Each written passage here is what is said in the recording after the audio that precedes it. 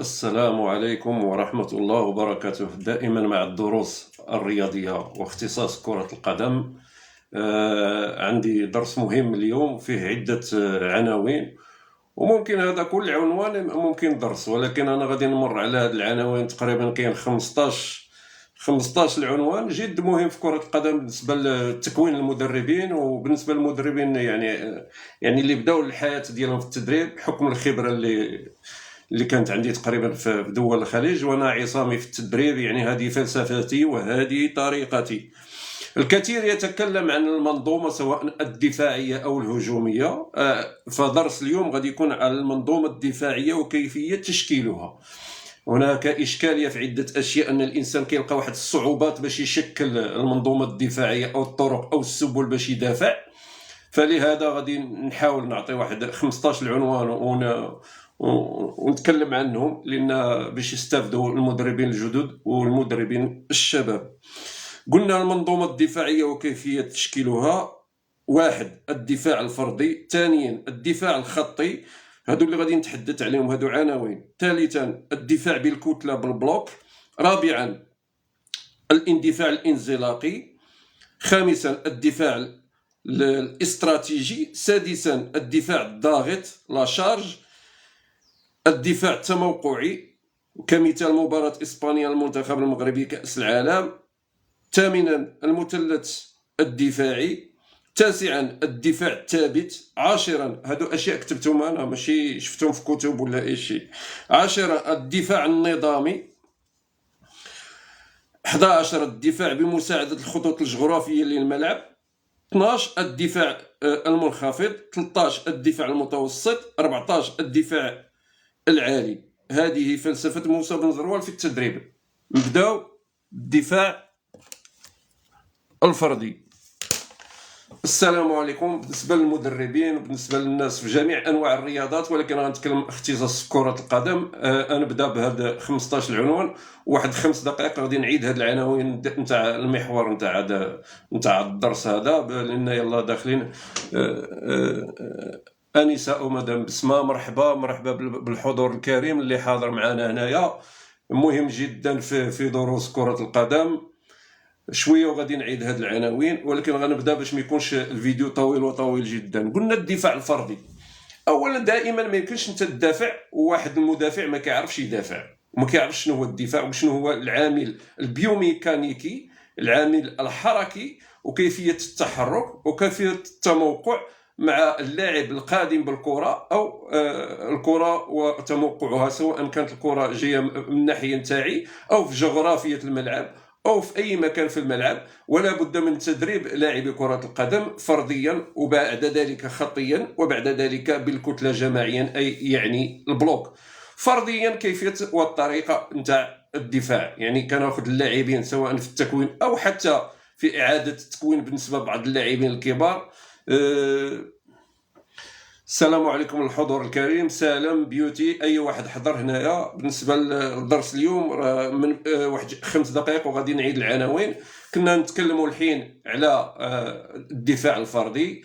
هو عده مناطق في وسبل وطرق نتاع الدفاع الفردي، يعني كيفاش كتدافع في الوسط، ماشي هو الدفاع في جانب الخط. والطريقه نتاع اللاعب اذا جاك لاعب اشول يعني ايسر، او لاعب باليسر الرجل اليمنى، دائما تعمل واحد طريقه نصف دائريه وما كتمشيش تماما لعنده، يعني كتستعمل السرعه الانفجاريه، وقبل ما توصل عند اللاعب دائما كتوقع في واحد.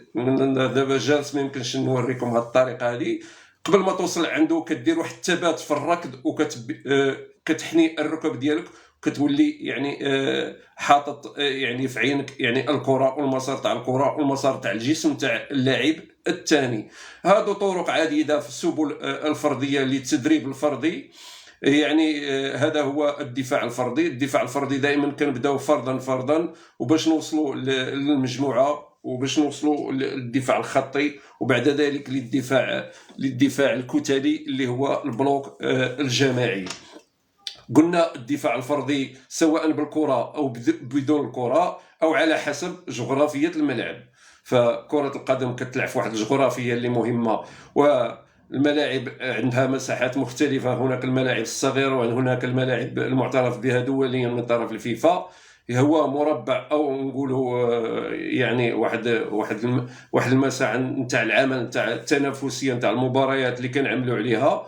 ما يمكنش غادي نقول انا كنشتغل على المنظومه. والمنظومه ما هي المنظومه؟ المنظومه هو واحد النظام وطرق وسبل دفاعيه سواء فرديه او خطيه او كتليه اللي كنوصل بالشاكله ديالها كتولي عندي واحد منظومه دفاعيه اللي فيها عده محاور، واللي مهمه اننا في كل منطقه كنستعملوا طريقه دفاعيه سواء في التغطيه سواء في لاشارج يعني الهجوم سواء في الانزلاقات وعده اشياء اللي غادي نذكرهم.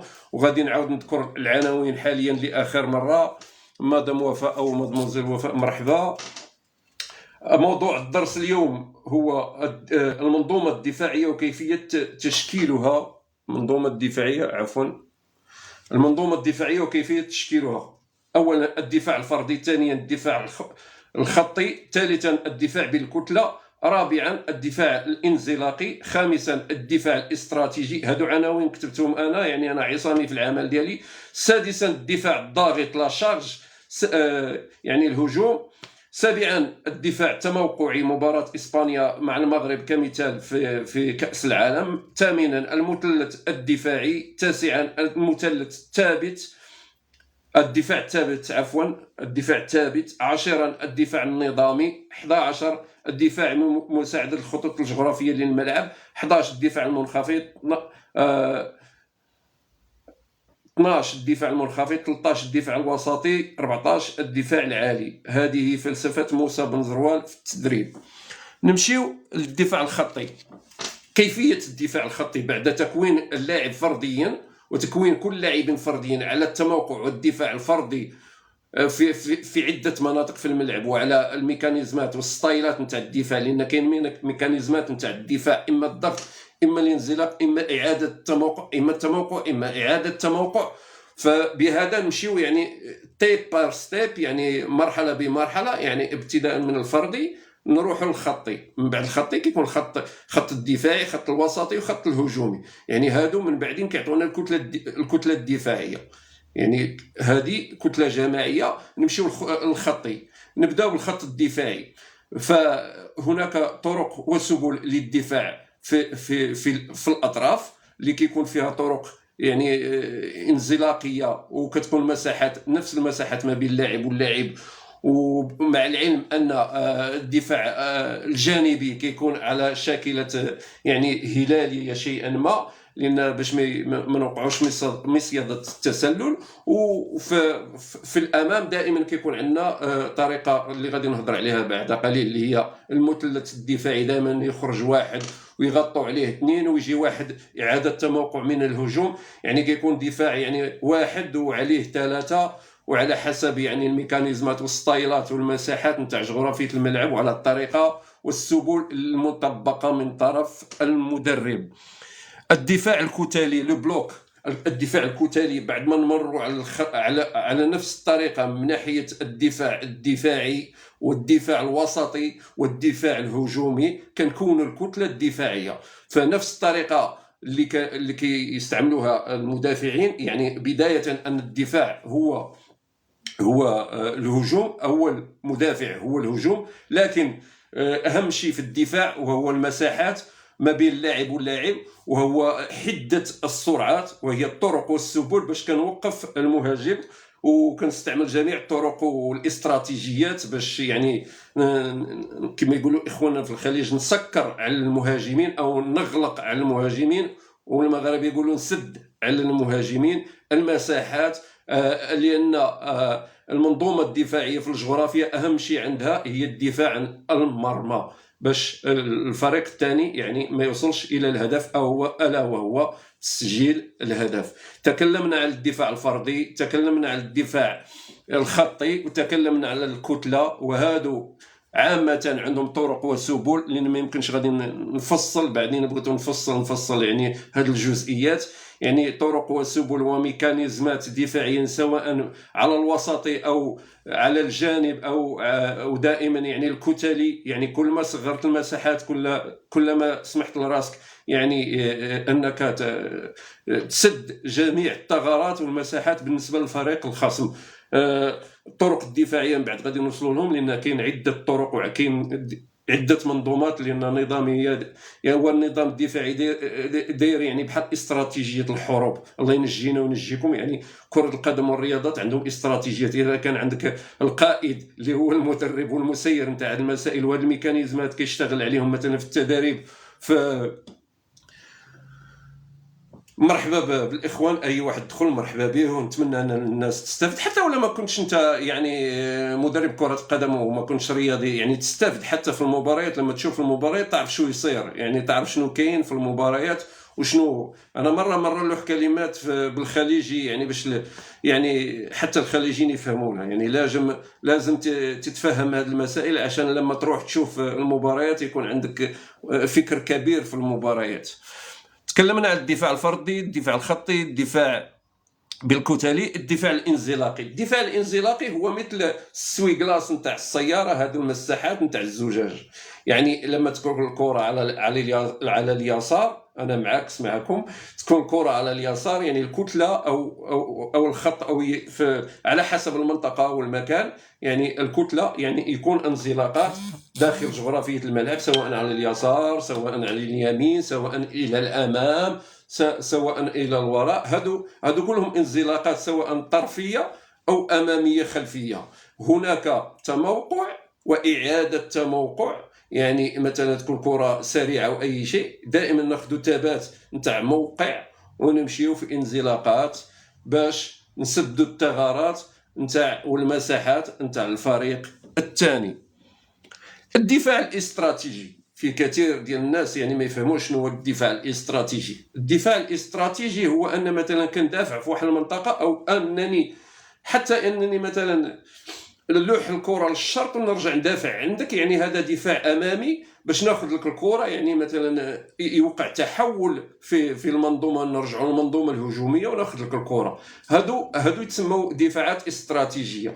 وكاين سبل وطرق نتاع الدفاعات، يعني سواء فرديه او مزدوجه او خطيه ولا، يعني كتكون فيها استراتيجيه نتاع الطريقه نتاع الدفاع باش انت ما تمكنش من الكره وانت ما تمكنش توصل. وفي نفس الوقت هي طريقه استراتيجيه تحوليه سريعه، من ناحيه ان مثلا غادي نذكرها بعدين لان عاملها انا عنوان. كتستعمل واحد الطريقه دفاعيه باش مثلا انا اهم شيء في الاستراتيجيات هو الدفاع المتقدم.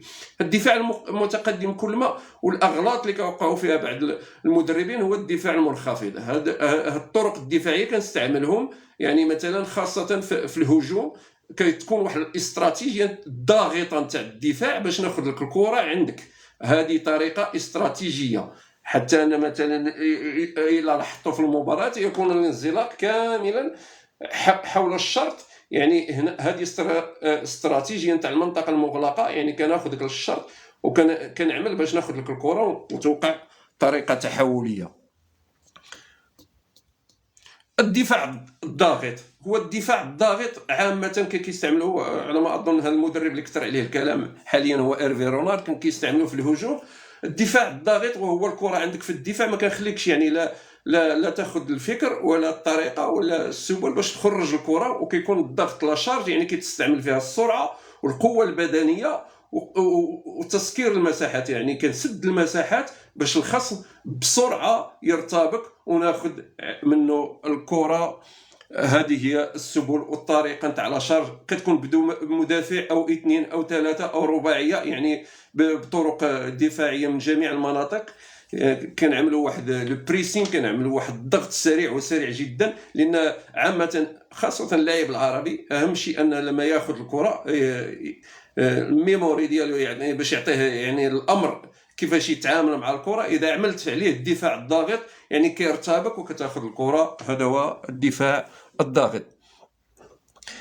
الدفاع التموقعي، وكمثال مباراه المغرب اسبانيا، وهو انني انا ادافع في موقع وتموقع ونخلي الكره عندك ونخليك تتعب روحك. لان كره القدم شنو هي؟ كره القدم هي الطاقه، هي الجرعات الطاقويه وهي المساحات وهي غلق المساحات. فالمنتخب المغربي لما لعب 4-1 ضد اسبانيا وخلاو يعني نفس الشيء عملته حتى موريتانيا، يعني مع المغرب، يعني لما نخلي لك الكره يعني فقط في مناطق ونسكر عليك المساحات وناخذ انني نسد عليك المساحات، فهذا يخليني انني انا مثلا نقتصد الطاقه وانت تخسر الطاقه، وهذا يتسمى دفاع تموقعي. ودفاع تموقعي سواء منخفض او متوسط او عالي، يعني كتسد الثغرات وتخلي الفريق الثاني حتى ولا يكتسب الكره يعني بدون فائده.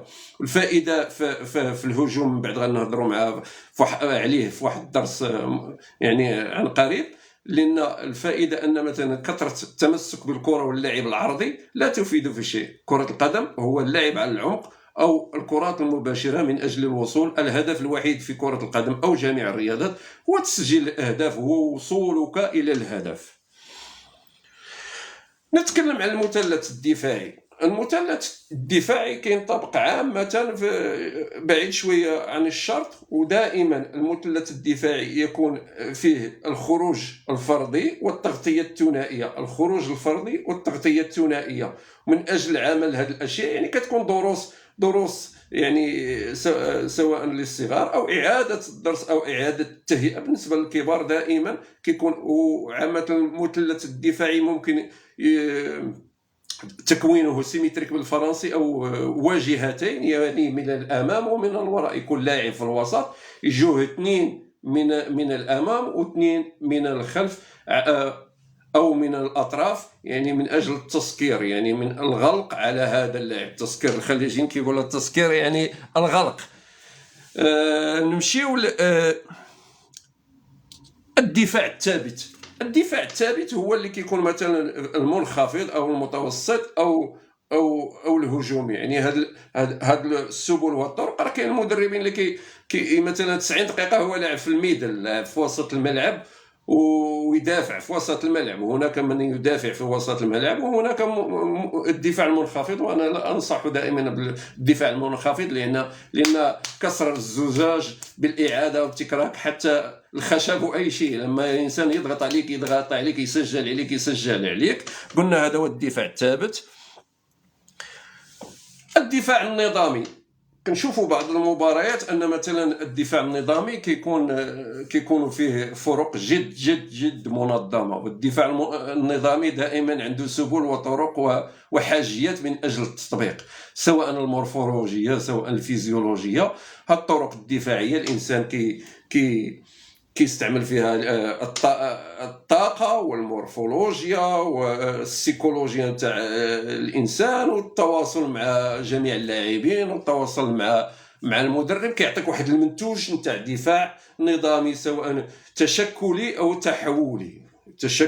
او تحولي من اجل اعطاء واحد النظام اللي حتى الانسان لما يشوفك من فوق يشوف المساحات، يشوف السرعات، يشوف الطرق والسبل من أجل توجيه الفريق الثاني إلى المناطق المغلقة. الدفاع بمساعدة الخطوط الجغرافية للملعب. علما أن الطرق الدفاعية أو الطرق الهجومية، سواء المنظومة الدفاعية أو المنظومة الهجومية، فالطريقة الدفاعية صديقك وأصدقائك هم الخطوط الجغرافية نتاع الملعب. هادو يساهموا، يعني لاعب رقم يقول لك رقم 12، الجمهور رقم 12 هما الخطوط رقم 12 نتاع الفريق، لان كيساعدوك في الحاله الدفاعيه وكيكونوا ضدك في الحاله الهجوميه. السلام عليكم اللي جا جديد، تحيه لكم. غادي نعيد العناوين لان باقي لي فقط شيئان. اللي بغى يشوف هذا الفيديو يشوفوا، ما عرفتش انا كيفاش يعني يشوفوا المنظومه الدفاعيه وكيفيه تشكيلها. عندي واحد 14 العنوان هنا. هضرنا على الدفاع الفردي، الدفاع الخطي، 3 الدفاع بالكتله بلوك، 4 الدفاع بالانزلاقي، 5 الدفاع الاستراتيجي، 6 الدفاع الضاغط لا شارج، 7 الدفاع التموقعي مباراة إسبانيا كمثل. على فكرة المرجو الاشتراك، لأن دروسي وهاد اللايفات دائما ستكون هذا سواء كرة القدم أو أو جميع الرياضات. البارح تكلمت عن اللياقة البدنية سواء الفردية أو الجماعية أو الهاوية أو الاحترافية، وعن التخسيس وعن المسائل الرياضية اللي الإنسان ممكن يستفد منها. قلنا ثامنا المثلث الدفاعي، تاسعا الدفاع الثابت، عاشرا الدفاع النظامي، 11 الدفاع بمساعدة الخطوط الجغرافية للملعب، 12 هذا هو اللي وصلت له حاليا، لا باقي نعاود الدفاع بمساعدة الخطوط الجغرافية، الدفاع المنخفض، الدفاع الوسطي، الدفاع العالي. فلسفة موسى بن زروال، هادو عناوين أنا اللي كتبتهم، الطرق والسبل والفلسفة ديالي في التدريب. نرجعوا للطريقة الدفاعية بمساعدة الخطوط. انت مثلا كمدرب وكإطار تدرب الفريق، لازم تستغل مثلا كالملعب صغير أو الملعب كبير، كل جغرافيا كتلعب عليها واحد الدور، وهاد الطرق واحد الاستراتيجيه نتاع الطرق الدفاعيه ديالك. انا مثلا عندي فريق اقوى مني، في الملاعب الكبيره خصني ناخذ واحد الاستراتيجي، واحد الميكانيزمات، واحد السبل، واحد الطرق باش ما يكون الملعب في المتناول ديالي. فنقولوا الخطوط الجغرافيه كيفاش كنستعملهم، هو الانزلاقات الدفاعيه والتسكير اللاعب، الانسداد نتاع اللاعب من ناحيه الفرق الثانيه، كيفاش كناخذك على الخطوط او ناخذك على المناطق المغلوقه، لان كره القدم كلها زاويه المرمى. زاويه المرمى كتغلقها وكتعمل انزلاقات دفاعيه لتسكير اللاعب، لان كنشوفوا عده فرق كيمشيو لناحيه الشرق، فهذا لاعب مغلوق وانسداد انغلاقي على اللاعب نتاع الفريق الثاني. فلهذا كنقول انا مثلا الخطوط دائما تساعد في الحاله الدفاعيه وتكون ضدك في الحاله الهجوميه، لان كتمشي للزوايا المغلوقه والزوايا اللي ممكن تروح فيها الكره، سواء في الخطوط نتاع الشرط او الخطوط نتاع الزاويه. حاليا باقي لي 3 ديال العناوين ونأتمم هذا الدرس. الدفاع المنخفض، لا أنصح المدربين على الدفاع المنخفض، وخاصة إذا كان الإنسان فائز. فأول دفاع فهو الهجوم. فالدفاع المنخفض هو يعني كزجاج، سوف ينكسر لأن الحالات نتاع الدفاع كاين 3. الدفاع المنخفض يعني كاين اللي كيدافع حتى في ال18، وكاين اللي كيدافع خارج ال18. هذا كله مسألة خطيرة، لأن الفريق الثاني إذا هاجم سوف يأتي الهدف، وخاصة في التوقيت، وخاصة في أواخر التوقيت، لأن كنشوفوا أهداف تسجلوا في الدقيقة 96 97%. والدفاع الوسطي هادو يعني أنا بالنسبة لي يعني هناك تحولات دفاعية ممكن استغلالها سواء بالمنخفض الوسطي أو الدفاع العالي، تحولاتي. وإذا احترمت المساحات ونسبة التحول الدفاعي كانت من الوسطي إلى العالي، فهذا شيء جميل وجميل جدا. وهناك طرق، إذا كان الإنسان فائز بواحد النتيجة كبيرة وكان باقي شوية ديال الوقت، غادي يلعب على المرتدات ويلعب دفاع منخفض، خاصة في بعض المناطق اللي كتكون يعني ضغوطات كبيرة، سواء من الجمهور سواء من المنظومة نتاع ديك الدولة أو ذاك الفريق. فهادو أشياء اللي مهمة جدا. نتمنى هذا الدرس يكون عجبكم، ما بغيتش نطول فيه باش يكون قليل ومفيد. نعاود العناوين اللي قلت، ما عرفتش انا واش كيتعاد هذا اللايف هذا. المنظومة الدفاعية وكيفية تشكيلها. كعنوان أول الدفاع الفردي، ثانيا الدفاع الخطي، ثالثا الدفاع بالكتلة بلوك، رابعا الدفاع الانزلاقي، خامسا الدفاع الاستراتيجي، سادسا الدفاع الضاغط لا شارج، سابعا الدفاع التموقعي مباراة إسبانيا والمغرب كأس العالم 2022 كمثال، ثامنا المثلث الدفاعي وسبله وطرقه، تاسعا الدفاع الثابت كيف نستعمل الدفاع الثابت، 10 الدفاع النظامي المنظومة والنظام داخل الدفاع، 11 الدفاع بمساعدة الخطوط الجغرافية للملعب، تكون معك في الدفاع وتكون ضدك في الحالة الهجومية، الدفاع المنخفض 13 الدفاع الوسطي، الدفاع العالي 14. هذه فلسفة موسى بن زروال في التدريب. تحية للجميع ونتمنى الاشتراكات باش تبقى تسمعوا مثل هاد الدروس، خاصه السي سعيد مرحبا، السي حميد مرحبا، مرحبا بالاخوان في المغرب، الجزائر، تونس، ليبيا، مصر، الخليج العربي دوله، الامارات عشت فيها 10 سنوات، السعوديه، الكويت، قطر، عمان، سوريا، الاردن، العراق، اليمن، جيبوتي، اي دوله مرحبا بها، افريقيا مرحبا بالجميع. تحيه لكم، ونتمنى انكم تكونوا استفدتوا من هذا الدرس. اللي بغى يعاود انا ما عرفتش كيفاش يعني في اللايف. تحيه لكم، كان معكم موسى بن زرول من المملكه المغربيه، اطار وطني مغربي.